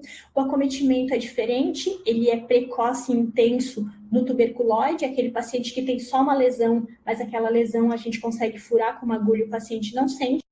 E o virchoviano, inicialmente, ele não tem alteração de sensibilidade. Essa alteração de sensibilidade no virchoviano, ela é tardia, ela é por infiltração dos bacilos nos nervos, né? Ela vai ser mais difusa, muitas vezes esse paciente vai aí fazer um padrão, né, de neuropatia metabólica, diabética, assim, estilo luvas e botas, mas realmente com muitas câimbras, muita dormência, mas é no estágio já bem mais avançado. Agora, falar do tratamento. Então, a gente sabe que desde 2020, a gente teve a nota técnica do Ministério da Saúde, depois de mais ou menos 3 anos de debate aí entre Sociedade Brasileira de Hanseníase, Ministério da Saúde, Organização Mundial da Saúde, Sociedade Brasileira de Hansenologia, que mudou o tratamento da hanseníase no nosso país. Atualmente, todos os pacientes usam as três drogas, rifampicina, dapsona e clofazimina. A diferença é que os pacientes indeterminados e tuberculoides fazem 6 doses que podem ser administradas em até 9 meses sem perda da eficácia do tratamento. Lembrando que eles usam uma dose mensal supervisionada. Médico, farmacêutico, enfermeiro precisam ver o paciente tomar aquela dose e depois eles usam a dapsona e a clofazimina diárias que eles levam a cartela para casa. O paciente multibacilar, atualmente, ele recebe a mesma cartela, com a diferença que ele vai usar por 12 meses, né, por 12 doses, que podem ser distribuídos em até 18 meses. Aqui a cartela, então a gente tem aqui em cima a dose supervisionada mensal, e aqui o comprimidinho branco e marrom, como eu sempre falo para eles, que eles vão tomar em casa de forma auto-administrada. Uma aula é pouco para falar de hanseníase, dá para dar um curso inteiro, então eu não falei aí sobre as reações hansênicas, que talvez é uma das coisas que a gente mais lida ali no Santa Teresa, né? Mas só para lembrar que as reações hansênicas podem ser do tipo 1 e tipo 2, quando ela é do tipo 1, que a gente chama de reação reversa, ela é tratada com corticoides sistêmicos, quando ela é do tipo 2, que é principalmente o eritema nodoso, ela é tratada com talidomida, com as suas indicações e restrições, e que, caso a gente tenha alguma ite, né, uma neurite, uma iridociclite associada, a gente deve associar o corticoide sistêmico. Lembrar que as neurites são quadros de urgência, que devem ser tratados de forma precoce e de forma eficaz. Aqui eu trouxe um paciente nosso, ele tem aí uma grande atrofia, ele já tinha um pouquinho de mão em garra, tentei achar foto de um paciente de ontem, acabei não conseguindo achar para colocar. Mas por quê? Porque o paciente pode, num quadro de neurite aguda, perder a mobilidade de um membro, né? Ficar com o pé caído, com uma mão em garra de forma irreversível, se não tratado de forma precoce.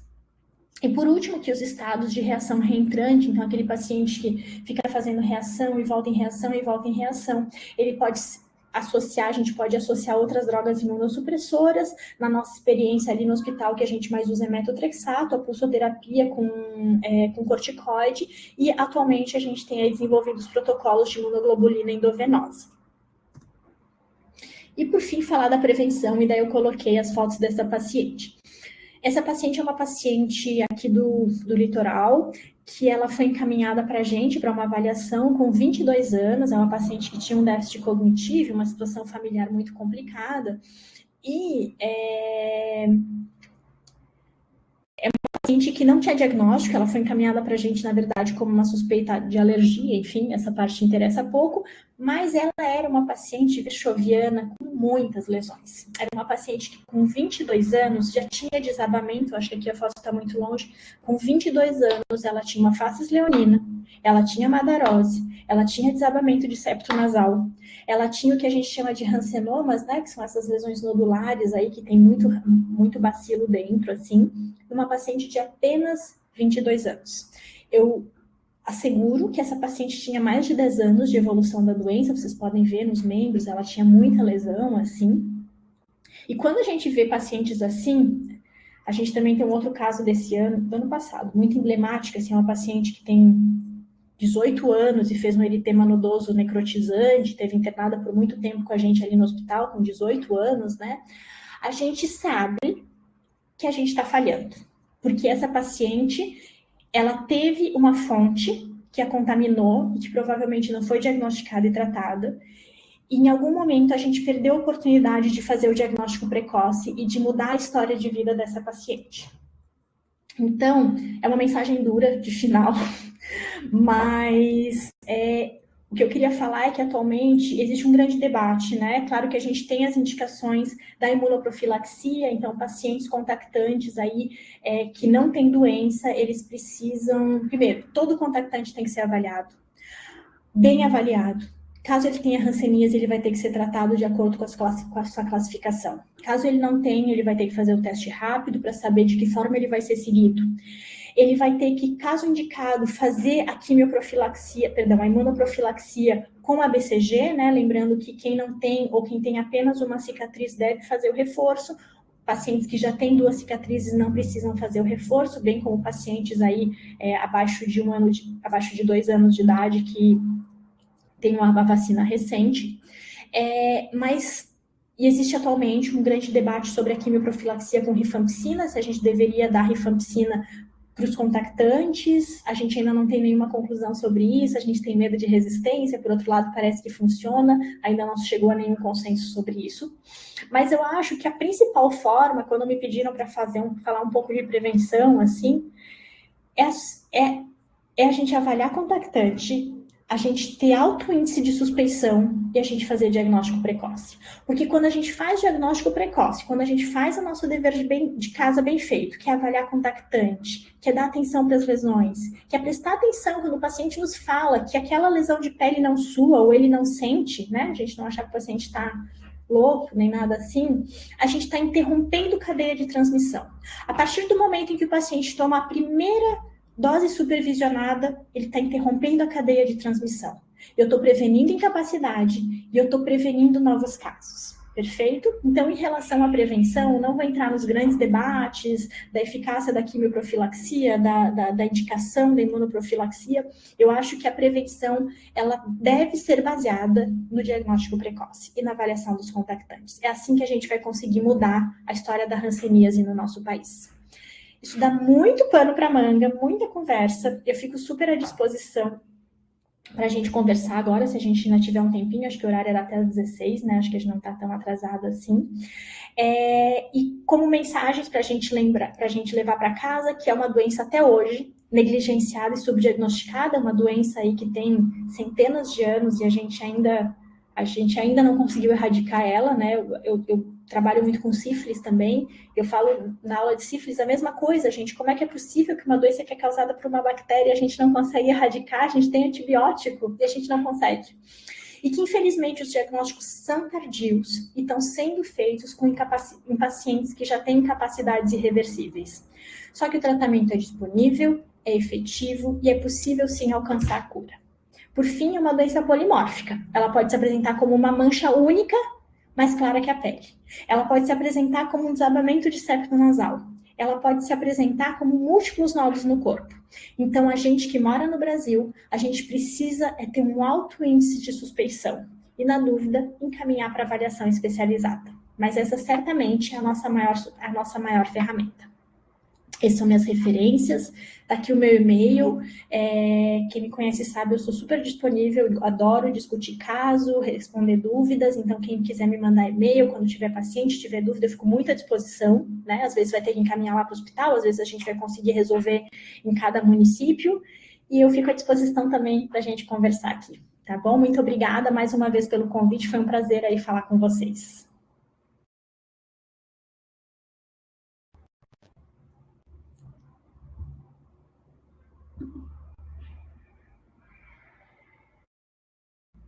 Tá fechado o teu microfone, Teide. Ah, ok.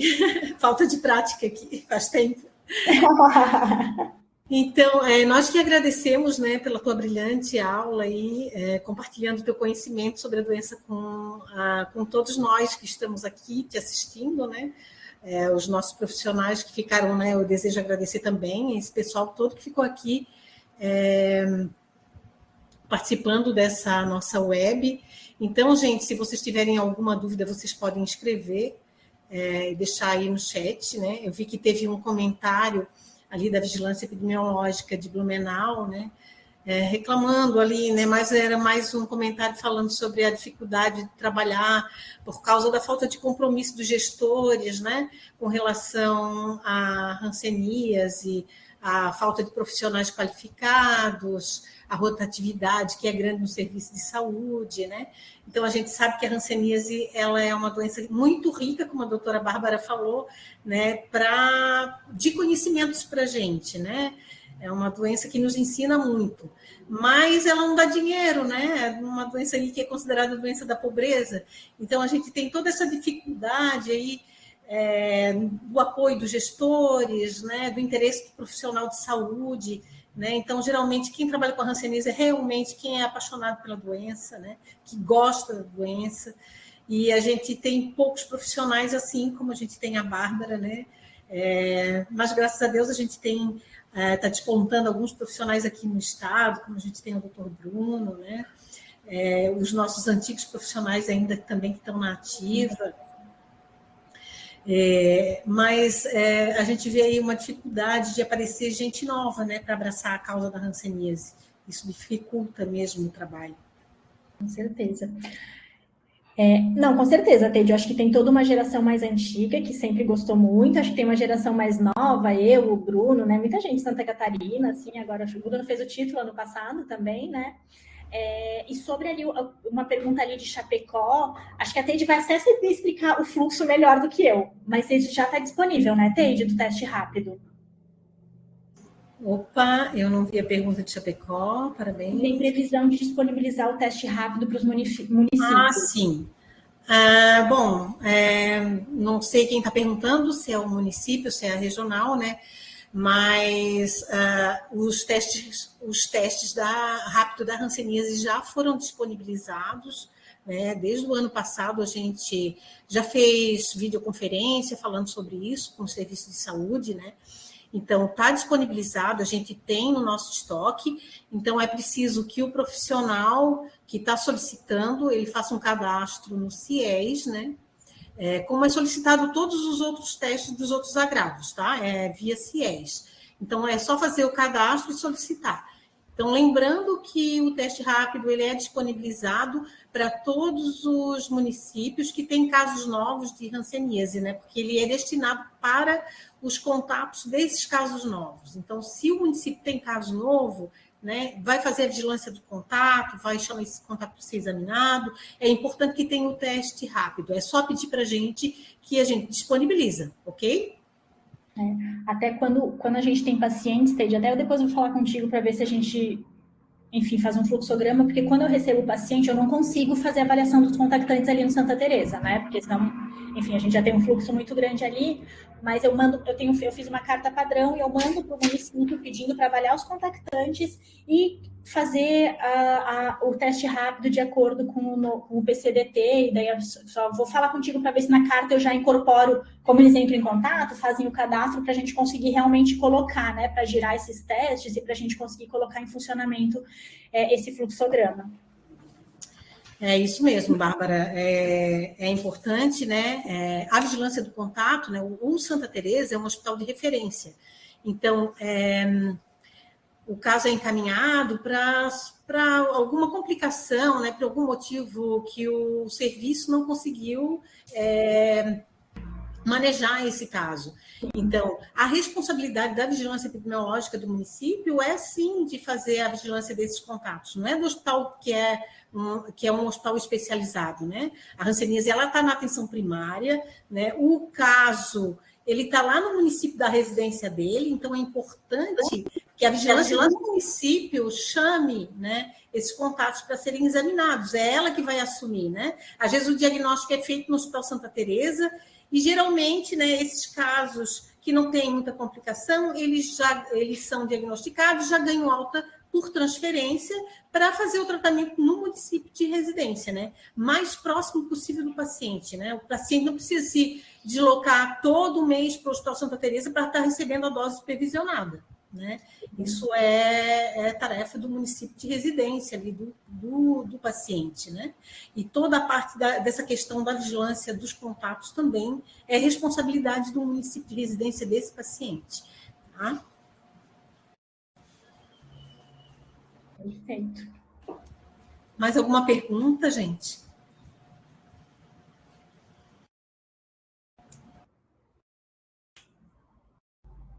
Tá. Eu vou aqui sair um pouquinho e deixar o Luiz, que é o nosso coordenador aqui dos agravos crônicos, dar uma palavrinha com vocês, tá? Só um minutinho. Bárbara, obrigada. Obrigada, Teide. Bárbara, obrigado Oi, Luiz, tudo bem? Pela parceria mais uma vez, agradecer a presença de todos. Então, eu estou lá escutando a apresentação de vocês e eu estou meio agoniado com algumas situações, né?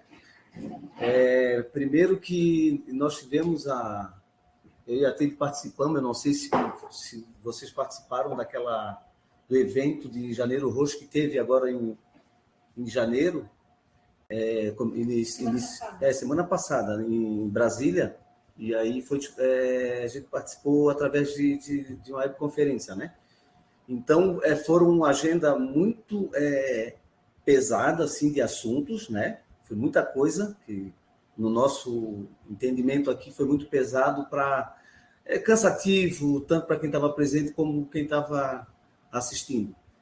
E uma coisa que me chamou muita atenção foi na fala dos pacientes, né, de pessoas que estavam presentes em Brasília, que são pacientes, né, tem diagnóstico de hanseníase, uma que teve que vender o carro para fazer curativo no pé, enfim. E, por surpresa, nós tivemos um comentário de um senhor de São Miguel, gente. Um senhor de São Miguel com grau de capacidade 2, que relatou sobre a falta de atendimento, né? Então, isso é uma coisa que eu estava comentando com a doutora Lígia e com a Teide, que a gente não pode deixar.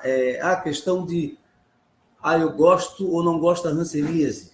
Primeiro que nós somos profissionais, nós fomos formados, né? Nós temos uma profissão e nós temos que atender qualquer patologia. Não importa se gosta de tuberculose, de hanseníase, tem muito isso na saúde, mas a gente não pode deixar acontecer com aquele senhor. Aquele comentário, realmente, eu fiquei muito triste, porque ele disse que pagou até uma consulta online com Mato Grosso, né, com um médico de Mato Grosso, para receber o diagnóstico de hanseníase. E dava para ver que ele já tinha mão de garra, né? E várias outras... ele relatou da falta de talidomida, aí a gente não começou a entender, porque não teve falta desse medicamento, não tem falta desse medicamento, né?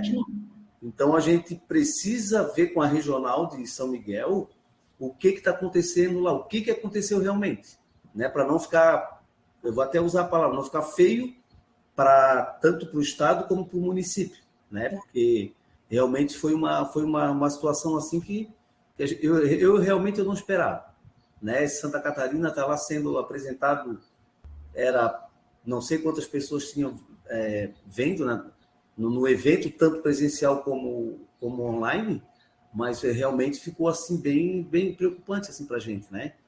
Então, eu acho que a gente tem que mudar esse nosso perfil, até como a Teide traz ali, que o extremo oeste, né, é uma região que a gente precisa de um olhar ampliado, né? Então, são esses contatos aí que a gente não está avaliando, que estão aparecendo como um grau, né? Grau 1, grau 2. Então, é esse olhar que a gente não tem. E a Bárbara apresentou os diagnósticos, que eu estava percebendo ali, é difícil, gente.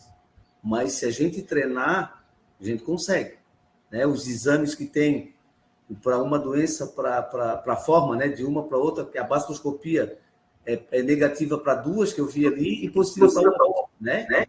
Isso é complicado.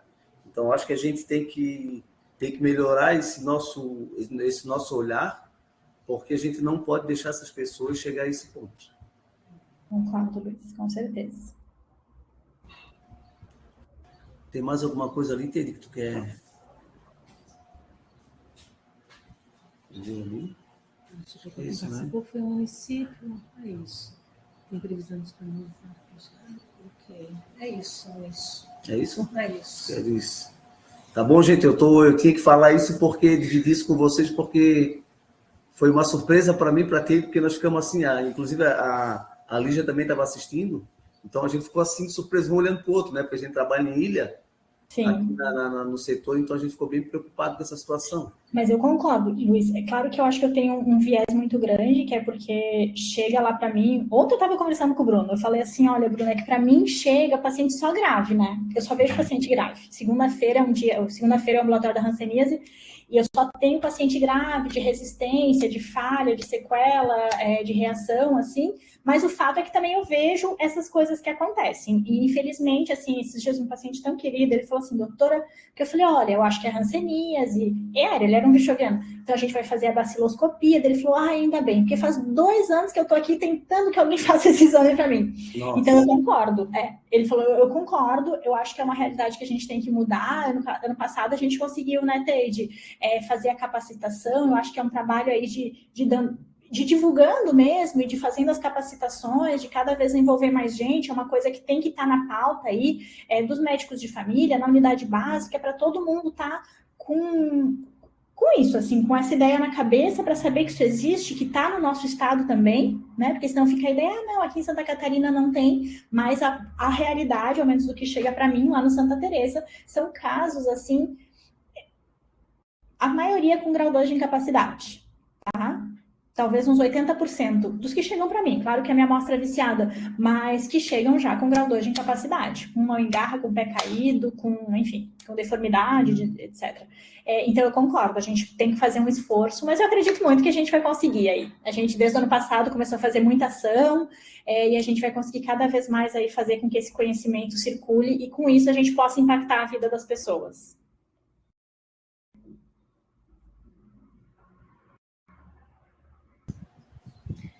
Então, gente, eu estava falando aqui, né? A gente tem poucas capacitações, né? A gente não tem muitos recursos para estar fazendo capacitações aí no estado todo, como era antigamente, né? Mas se vocês, né, que trabalham aí nas regionais de saúde, né, sentirem a necessidade, né, de estar capacitando a rede de vocês, né, vocês podem estar falando conosco, né? Porque a gente vai atrás de um profissional. Pode ser um profissional aqui do estado, né, que se disponibilize aí, né? A gente tem essa limitação do profissional ter que ser do estado para poder estar recebendo diária, mas a gente também pode pedir ajuda do Ministério da Saúde, que se mostrou muito disponível, né? O ano passado, eles nos mandaram um médico, a gente conseguiu fazer essa capacitação das unidades de referência, né? Isso foi importante, porque fazia tempo que não tinha uma capacitação para esses profissionais, né? De atualização. Então, a gente não consegue fazer tudo, mas se vocês conseguirem, né, juntar um pessoal numa sala, numa tarde, né, a gente sabe que é difícil tirar gente do serviço 2, 3 dias, ficar em hotel, isso é impossível, é inviável. Mas vocês podem sim, né, juntar uma tarde aí, a gente leva um profissional, né, médico, para estar ajudando, né, nessa questão de estar atualizando os profissionais sobre os casos de hanseníase, os profissionais para fazerem a busca ativa, né, mobilizando toda a comunidade ali e os profissionais de saúde para buscar esses casos de hanseníase, né? Se a dificuldade é essa, né, a gente pede o apoio de vocês também, né, para estar nos chamando, arrumando um espaço para a gente, e aí a gente conversa aqui com os nossos profissionais ou até com o Ministério da Saúde para estar levando essas capacitações, ok? Podemos encerrar, então, se não tem mais nenhuma pergunta, né? Aí a gente agradece, então, Bárbara, mais uma vez, a tua disponibilidade, né? E com certeza a gente vai te chamar mais vezes, porque nós estamos precisando de pessoas, né, capacitadas e tão interessadas, né, pela hanseníase como tu, né, Bárbara? Muito obrigada. Muito obrigada pela colaboração e pela confiança. É um prazer trabalhar com vocês aí. Ok, obrigada. Obrigada pela presença de todos. Obrigada a Maria aí da Escola de Saúde Pública que nos deu suporte, né? E toda a equipe aqui da GEDIC, né? Onde a gente está, que é aqui na DIV, né? Então, tem a doutora Lígia, tem a doutora Regina, tem o Luiz, que é o nosso enfermeiro que falou agora com vocês, tem a Laura, que é a nossa farmacêutica também, né? Que nos ajuda sempre. Então, essa é a nossa equipe aqui do programa, né? A gente está sempre à disposição de vocês. Qualquer coisa é só mandar e-mail, é só ligar, tá ok? Ô, Bárbara, deixa eu só fazer um comentário se terminar, bem rapidinho. O doutor Bruno que participa conosco, né, também das capacitações, já foi conversado eu, a doutora Lígia, a Teide e a Regina, para tentar, de alguma forma, eu não sei se vai ser possível, né? Como ele é do município, que a gente precisaria de um médico lá naquela região, sabe? Então, de repente, a gente vê alguma possibilidade de tentar até, de repente, o processo seletivo pelo Estado, ele, né, alguém entra, algum infectologista que tem experiência, ou tentar fazer algumas horas no Estado, sabe? Dele como município, eu não sei se isso é possível. Tá. Até para dar um suporte para vocês, né? Porque esses pacientes saem de lá e vão para Santa Teresa, né? Então é bem complicado. Então, se a gente tivesse um atendimento secundário, né? Claro, não, para a gente seria ótimo, assim, seria porque ótimo. O Bruno é uma referência para mim também, e quando os pacientes são de lá, eu consigo mandar para ele acaba me mandando mais quando tem que internar, porque ele não consegue internar, e a gente tem muito recurso de internação ali no Santa Teresa, né? Enfim, e a gente gosta muito de internação hospitalar, eu, Gustavo, mas acho que é uma coisa de conversar mesmo, assim, de ver se tem como... Nossa, o Bruno é maravilhoso, assim. Então, com certeza. Vamos conversar, então. Deixa eu falar com a Teide, dá para falar com o Roberto também. Então, tá. Tá bom? Obrigado, hein? Beijo. Tá, obrigada. Beijo. De todos. Boa tarde. Obrigada. Boa tarde.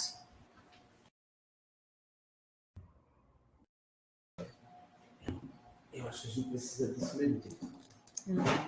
Da ajuda do Bruno, sabe?